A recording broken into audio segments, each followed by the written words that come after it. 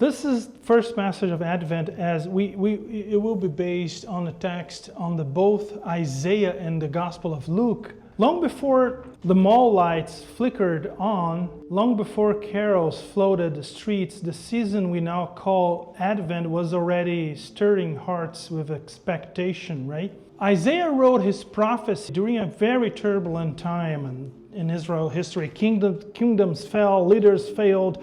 The hope for Davidic line seemed all but gone. A stump remained where a mighty tree once stood, a vivid reminder that life, power, and stability can be cut down in a moment. And I know you have experienced that a lot in your life. That is why that resonates with you, right? Yet from that very stump, Isaiah is saying that there is a shoot, a branch that will bear fruit. History itself was about to witness something extraordinary.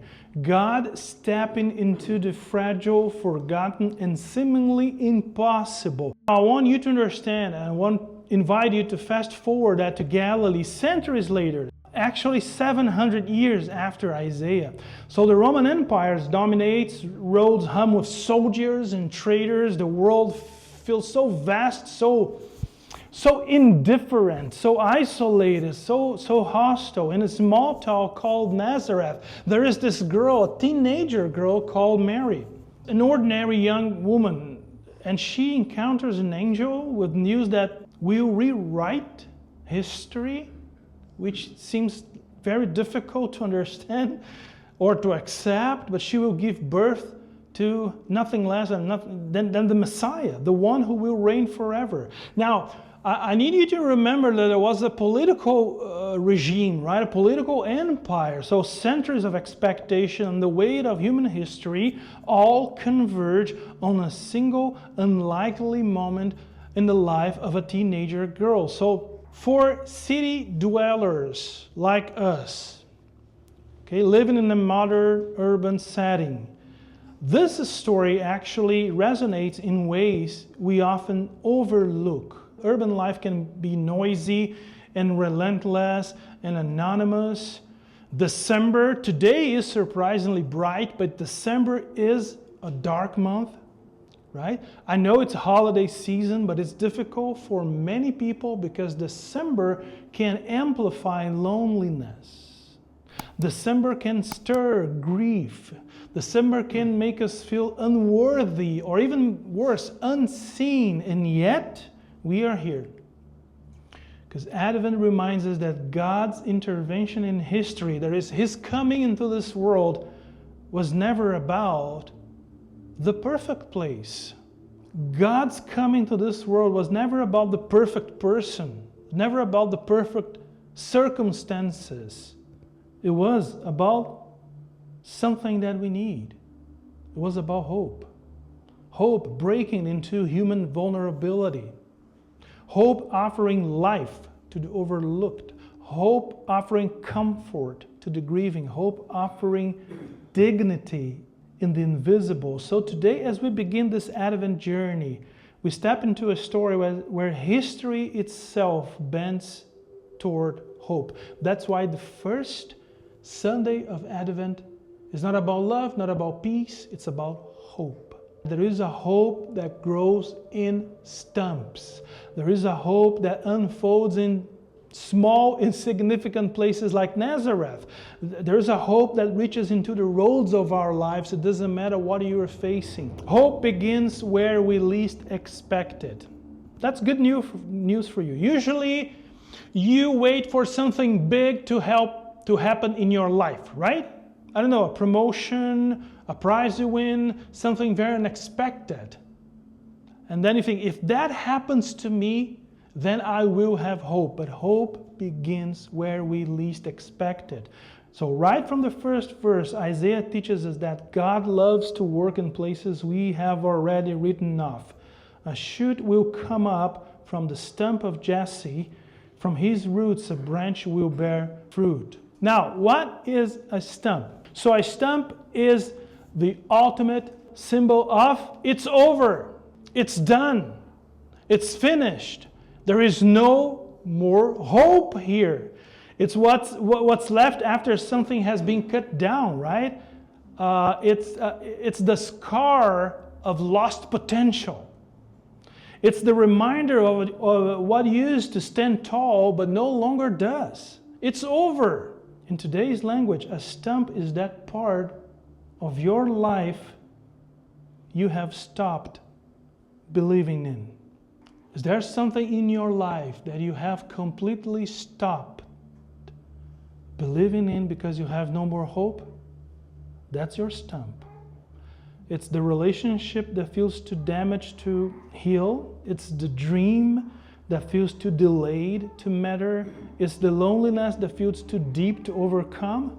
And Isaiah dares to say that is exactly where hope grows. Hope does not sprout, people, from manicured gardens, carefully curated Instagram moments. No. Hope grows from stumps, those places in us that feel lifeless. And isn't that the perfect setting for Advent? I think it is. A season where God steps into the world, not with a spectacle, but with subtlety. You see, not in Jerusalem's palace, no, but in Nazareth's obscurity. Not through a royal Disney princess, no, but through Mary, a young, unknown girl living in a village that people literally said what? Can you remember what people used to say about Nazareth? Can anything good come from there? Right? You see, if Isaiah reminds us that hope grows in unlike places, so the Gospel of Luke shows us exactly how that hope takes shape. Gabriel, this angel, doesn't show up in the important part of the town. I mean, he doesn't hover over the temple courts or the political headquarters of Rome. No, he goes to Nazareth. He goes to a town so small, so insignificant that you could easily miss it on the map. So a town so small, so insignificant that people would not notice. And God chooses Mary, a teenager living far from influence, far from privilege, and comes to her and says, you are what? Highly favored. Now think about that for a moment, will you? Mary didn't earn favor. I mean, she didn't do something to deserve it. Mary received it. Mary didn't impress God. Look, God, how beautiful I am, how good I am. No, God noticed her. In the world that worshipped status and appearance and productivity and accomplishment, like today, like our world, God begins the salvation story. Think about that, with someone who had none of those things. Like me, a person like you. And this is profoundly good news for us, our souls today. Our culture often measures us by our output. You know that, right? Your job title.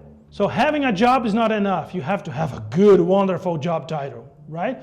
So how LinkedIn will profile your profile, will show your profile, your salary, your social network, your relationship status, your level of success. It's easy to feel actually invisible, especially in December, when every advertisement, when every storefront, when every gathering seems to be shouting, look joyful, you, be connected, have a network, have it all together. But Christmas refuses to participate in that pressure. Christmas speaks a counter story. God works through people whom the world overlooks. Yes, Mary feels troubled by Gabriel's words, of course, when you've grown used to feeling so unnoticed, right? Being called favored actually can be disorienting. And today many people carry loneliness or that quiet sense of unworthiness. Why would Christmas matter for me? Why would God see me here in my Nazareth, in my small little life? Why would hope come to my life? And the answer of the Bible to these questions is actually breathtaking, because God's hope is not built on your worthiness. It's built on His character. It doesn't depend on who you are. It depends on who God is. The same Spirit, okay?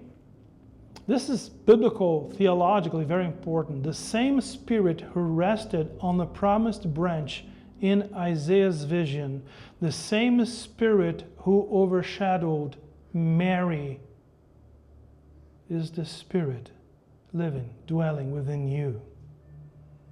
It's the same. The Spirit who grows life where life seems impossible. The Spirit who sees deeper, who sees truer, who sees you as you are. So that's the first truth Christmas gives us. Hope begins exactly where we think it can't. In stumps, in Nazareths, in hearts that feel disqualified. Because God chooses to work in quiet corners of our lives long before we noticed. Hope is also rooted in God's character, not our circumstances. One of the clearest truths echoed in both Isaiah and Luke is that hope doesn't grow out of ideal conditions. So don't wait to get to an ideal conditions to hope for hope, because it's logic. If you are living in an ideal condition, you don't need hope. Nothing in Isaiah's world looked promising. The royal line of David had been reduced to a stamp, a symbol of loss, humiliation, endings, yet Isaiah declares that from that stump, a new shoot will emerge and the Spirit of the Lord will rest on here. What does it mean? It means hope isn't rooted in human strength, but in God's unwavering sovereignty. Luke paints the same picture. Gabriel appears not in a palace, but in Nazareth, a town no one expected anything from. And he speaks to Mary, a young woman with no status, no influence, and every reason to feel small. And her first reaction, like yours, will be is fear and confusion, of course. She knows what it is to live under the weight of circumstance, to feel insignificant in a world that seems too loud, in a world that seems too big, particularly for poor women from insignificant places, right? But then the angel comes to her and says, "Do not be afraid, Mary, you have found favor with God." Again, not earned favor, found favor with God. Folks, it's grace. It's not achievement. It's not something that you have to do. It's God's initiative, not Mary's, resume. So the same way with you. Don't worry. God loves you. This is the foundation of Christmas hope. It's not built on how stable or how successful your life feels. It's not dependent on whether December brings joy or sorrow, brings snow or sunshine. Modern life often convinces us that hope rises and falls with our circumstances. Again, relationships, work pressures, family tensions, personal expectations. But Advent reminds us that hope is anchored in who God is, not what we are going through. You need to understand that. The Messiah promised in Isaiah, in that prophecy that Glenna read for us, carries many things. He carries wisdom. He carries understanding. He carries counsel. He carries might and righteousness and faithfulness. And He sees us clearly and judges with compassion. And Gabriel's words seal the promise, right? For no word from God will ever fail. Hope does not depend on your situation looking good. You need to understand that, please. Hope depends on God being good, and He is.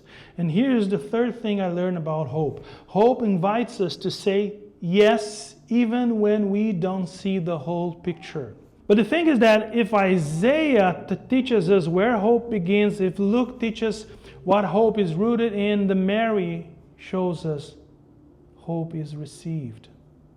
Because her final words to Gabriel are simple yet seismic. I am the Lord's servant. May your word to me be fulfilled. So how many times in your life, when you are before a challenge, you look to God and say, may your word to me be fulfilled? This is a yes spoken in the middle of uncertainty. And I gotta tell you, it's very, very difficult. A yes without a full plan. A yes that will change her life in ways she cannot even imagine. Hope often works like that because hope rarely arrives with perfect clarity. That's the way it is. Instead, it comes as an invitation, a quiet invitation, a personal invitation, sometimes unsettling invitation, right? Advent hope isn't just something we admire, it's something that we respond to. In Vancouver today, where many carry hidden loneliness, many people, they carry complicated stories, many people, they carry quiet fears about the future, about housing, about salary, about jobs, about food, about education, about being loneliness. You know, this matters deeply. But the thing is that don't wait to feel worthy before you say yes to God. Don't wait for your life to look more, put together, for your heart to feel less bruised, for your circumstances to finally stabilize. No. Mary shows us that hope doesn't require a polished life. You know what? Hope requires a receptive heart. This is what God is looking for. Not someone perfect, but someone who is willing to say, okay, I think I go. The Messiah sees beyond appearances. The Messiah judges with righteousness. What does it mean when Isaiah says that? Jesus is not impressed by what we think disqualifies us. He's not even looking to that. Jesus isn't hindered by our stumps, our scars, our mistakes, our uncertainties. Because God steps toward us with compassion and power, inviting us into a story much, much bigger than ourselves. Mary's yes becomes the doorway through which Jesus enters the world. You know that. Christ enters the world because of Mary's yes. And in a real sense, every yes you offer, however small, however shaky your yes is, becomes to a doorway for Christ to enter the ordinary place of your lives. You see, this Advent hope invites us to do what Mary did. What she did? Well, she immediately got a PhD in theology, right? No, she was a mother of a baby. What she did was she trusted God enough to say yes. Not because we see the whole picture, but because we trust the one who holds the whole picture. So as we step back from Isaiah's prophecy and Luke's gospel, one truth stands out clearly. Hope always begins in the unexpected. So maybe you should waste less time expecting the expected and try to look to the unexpected in your lives. The challenge for us in our crazy city, crazy metro Vancouver is not simply to feel festive, right? But to tune our eyes and hearts to what God is doing around us. Amid the rush of streets, amid the pressures of work, amid quiet ache of loneliness, God is still at work in small acts of kindness. In that courage, sometimes you need lots of courage to forgive. In the presence of someone who listens. In the quiet stirrings of our own hearts. You see, just as God saw Mary, just as God called her highly favored, God sees you. God sees your struggles. God sees your questions. God sees your wounds. And God invites you into a story far greater than any problem that you are facing, far greater than any circumstances. I know it's difficult what you are facing. But Advent and Christmas is more than a season of lights, gifts, nostalgia. It's a season to recognize that hope is not built on perfect condition. You need to understand that. But on God's faithfulness, God's wisdom, God's righteousness. It's a season to dare to say yes, like Mary did, even when we do not yet see the whole picture. It's a season to watch carefully, to listen intently, to believe profoundly that God is still bringing life from the stumps in us. So along these 4 weeks of the Advent, I challenge you, open your eyes. Open your eyes to the ordinary ways God is at work around you. In every unnoticed moment, in every quiet act of grace, in the same Spirit who rested on the branch of Jesse overshadow Mary, pay attention. Trust Him. Let your heart be filled with hope that refuses to be extinguished. Because the God of history is alive and His coming still.